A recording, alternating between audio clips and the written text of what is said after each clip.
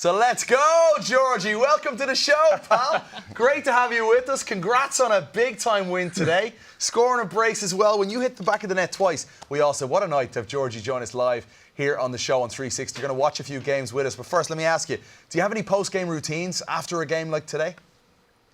No, sit on the couch and watch the games like you guys. That's probably about it. You're not changing diapers? No. On game days, my wife knows it's not for me. All right, we got to go through some of your game today. Talk us through some of these moments as we replay some of the match today against a really good Charlotte side. You guys with a clean sheet, you got a brace as well. Quality win here. Here's a save from Kalina to start it all off. Yeah, I mean, quite honestly, I thought this was in the goal. I thought I did a good job of taking a shot where maybe the center back there screens the goalie, and there's a reason why he's one of the best goalies in the league. He can make saves like that. What about this run here, for Djordje? For this one, you can see that this is kind of like our style of play is get bodies in the box, get crosses in, and do my best to find space to take a one-time shot. But you're making it sound easy. That was a great finish. Just using the power of the cross and just like cushioning it into that far corner. It was a really good finish. You could speak more about finishing if you want. And of course, Djordje, of course, the penalty. Djordje, I'm curious. Is there a conversation with Rafa Navarro here in terms of who takes the penalties? Is that a decision that Chris Armas leaves with you guys? It's for us. I remember I was watching Cole Bassett. He grabbed the ball too. So Rafa and Cole were both having a ball in their hands. And I was just sitting on the penalty spot, like, okay, I'm going to take this. So who's going to give me the ball here? And then Rafa gave me the ball, and yeah, I finish it. Djordje, how important was it to respond after, plain and simple, bad performance, bad result last week at home against Portland?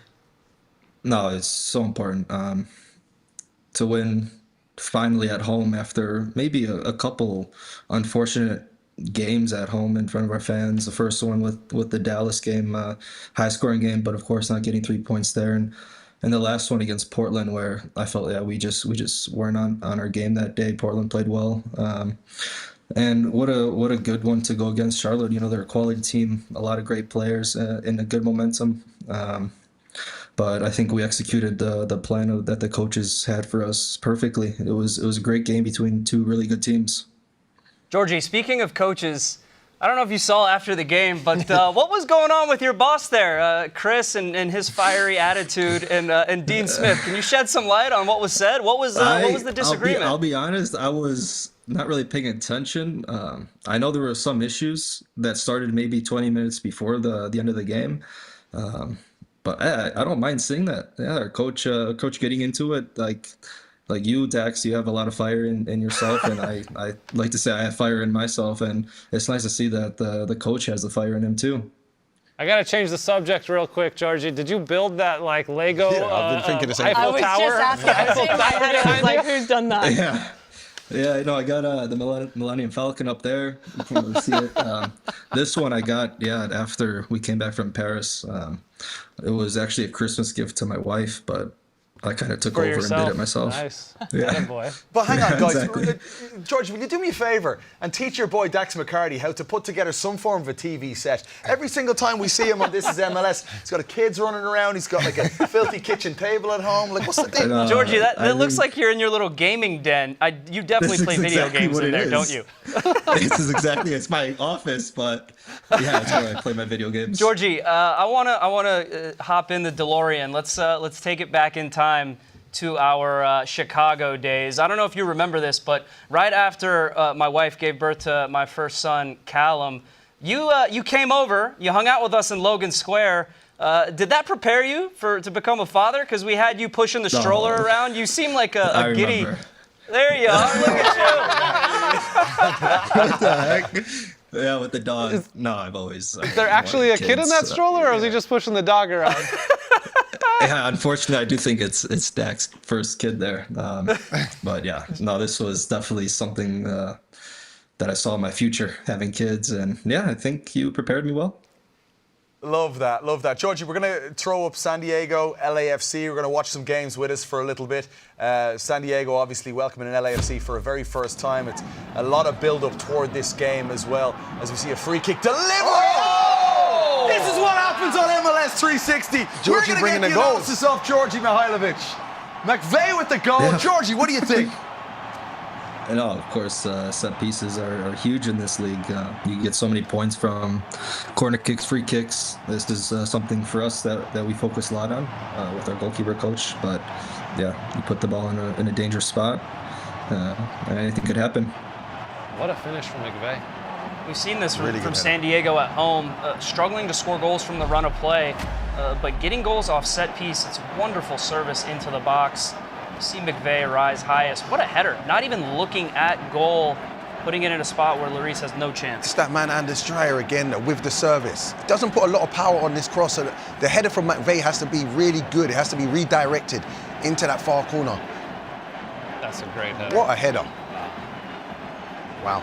Djordje, LAFC has been an opponent that you love to score against. I believe most, the opponent that you've scored against the most in your MLS days. What is it about LAFC and you? I'm not sure. It started in 2018, I believe, when I think Dax was in Chicago still. I just got back from my ACL injury, and it was, I believe, the game in Chicago that LAFC needed to win to clinch their first playoffs. We ended up winning, I believe it was 3-1, and yeah, I got my first goal against them there with an assist. But ever since then, it seemed like LAFC, yeah, I enjoy playing against them. I know it's a team where most of the eyes are going to be following them, so I enjoy playing in those types of games. And I said it today also about playing in day games. I enjoy that too, so I think we need to do something about playing more day games.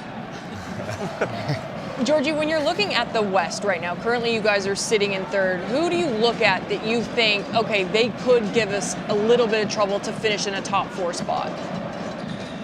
I'm not too concerned focusing on certain teams. Djordje, hang on a soul! Right, not too far away for San Diego. Sorry, pal. What a chance that was. No, it was good. It was good. Good chance here. Like I was saying, yeah, I'm not too concerned about focusing on a certain team. Of course, it's always the teams that are above us in the standings. And next week we go away to Vancouver, who is sitting nice at the top.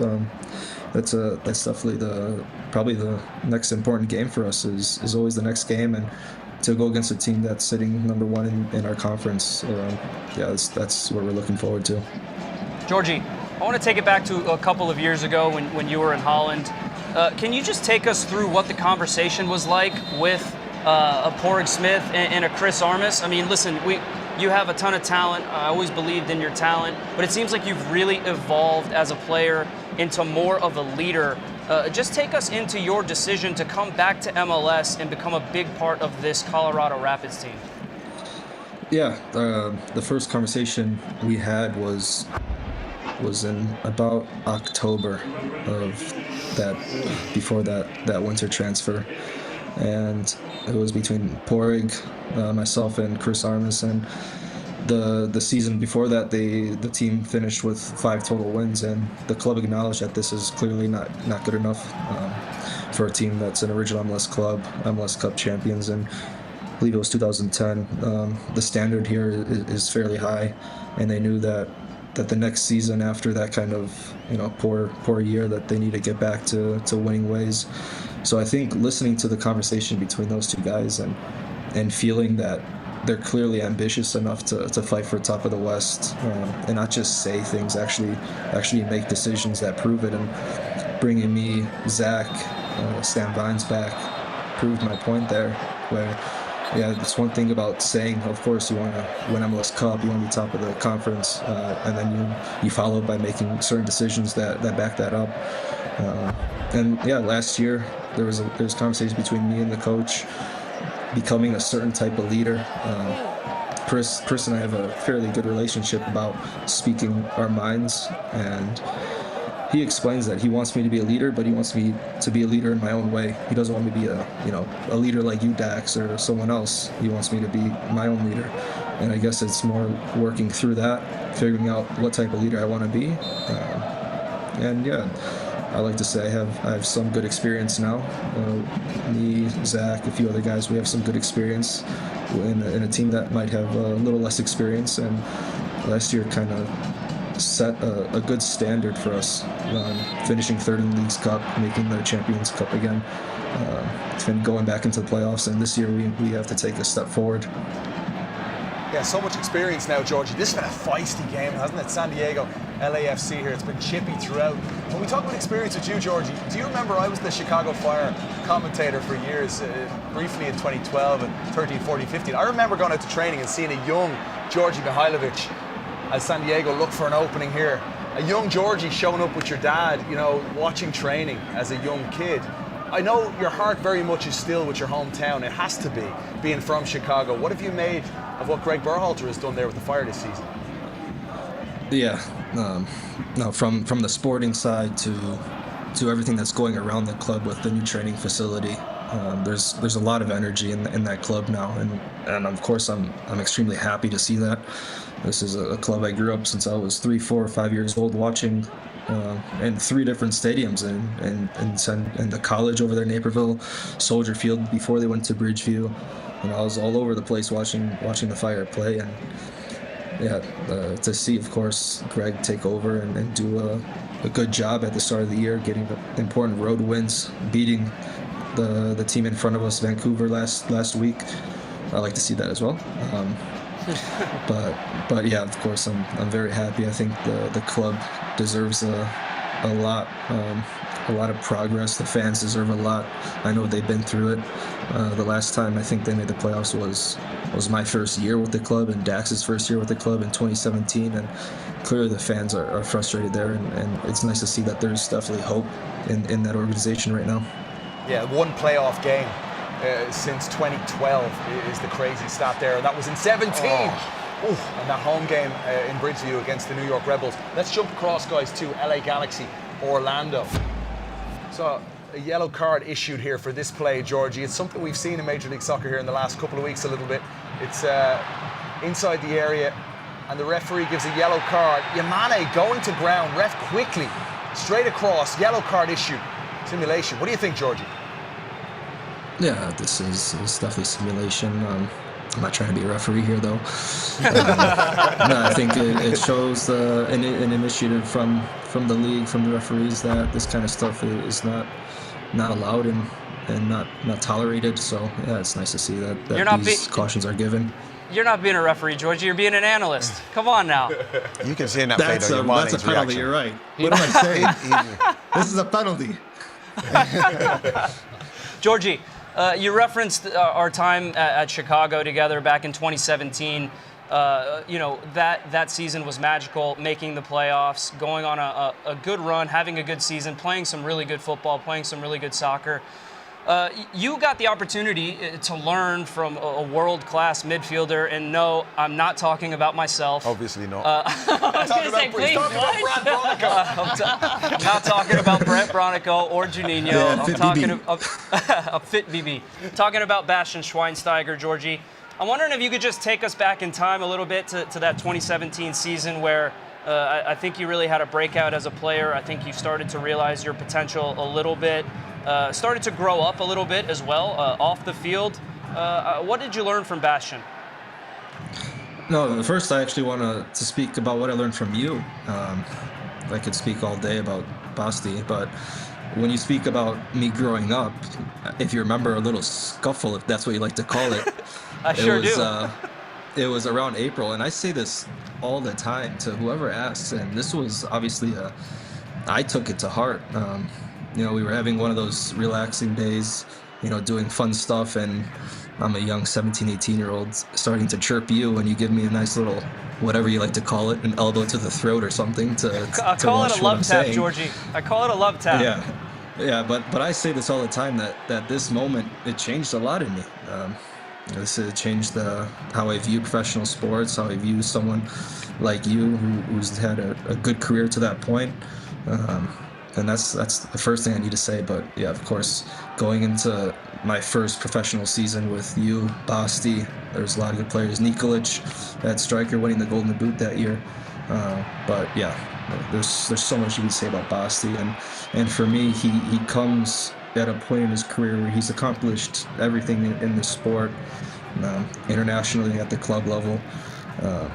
And you would think that some players of his, history in the sport is going to come to us and take a break. But no, you can see his mentality is probably the same as when he was 18, wanting to break through at Bayern Munich and in the German national team. And just seeing that kind of mindset from a player like him is the first thing that sticks out, and how in control he is of his body. I'm not going to say he's a big guy, but the way he's built, he's not the quickest, the fastest, but how he's able to use his mind, and it makes it look so easy for him to get past players at his age.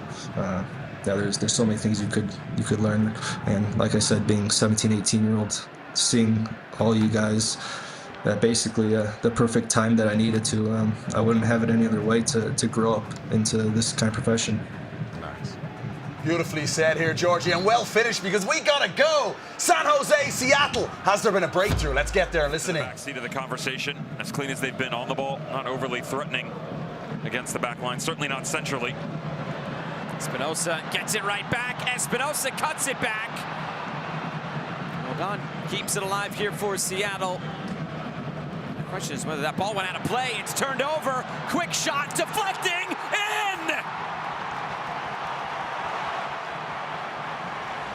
San Jose with the breakthrough. LaRue with the hit, deflection over Fry, and man, they need this goal.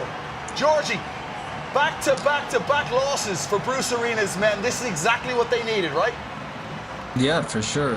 I'm interested to see if this whose goal this is, if it comes off his own player.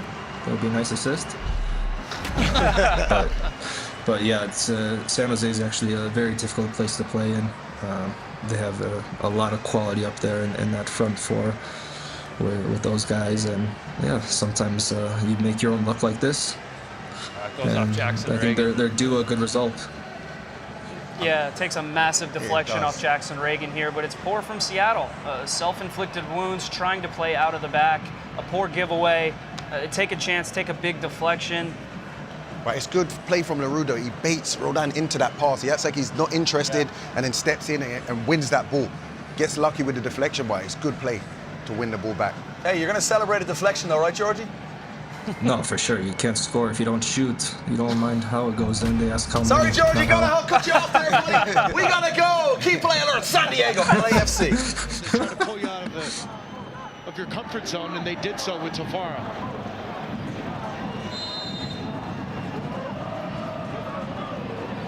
Dreyer again floating, this time all the way to Lloris. Oh, he dropped it! And it's in!